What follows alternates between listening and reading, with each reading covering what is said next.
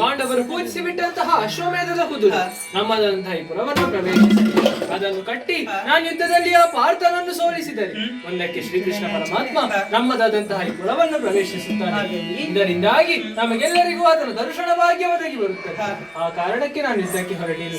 ಸರಿ, ಹಾಗಾದ್ರೆ ಹರಿದರ್ಶನದಿಂದ ಲೋಕಕ್ಕೆ ಮಂಗಳವಾಗಲಿ. ಮಂಗಳ ಮತ್ಸ್ಯವತಾರನಿಗೆ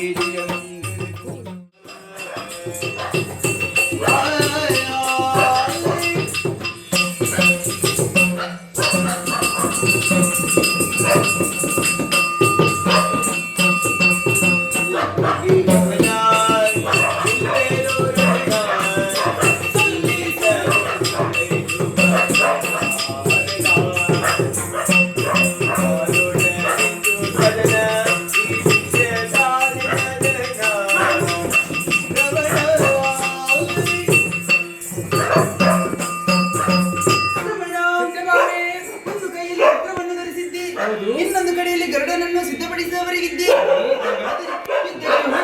ಎನ್ನುವುದು ಸ್ಪಷ್ಟ. ಹಾಗಾಗಿ ಕೇಳುತ್ತಾ ಇದ್ದೇನೆ, ಎಲ್ಲಿಗೆ ಗಮನ, ಕದನ, ಸಕಲ ವಿಚಾರಣೆ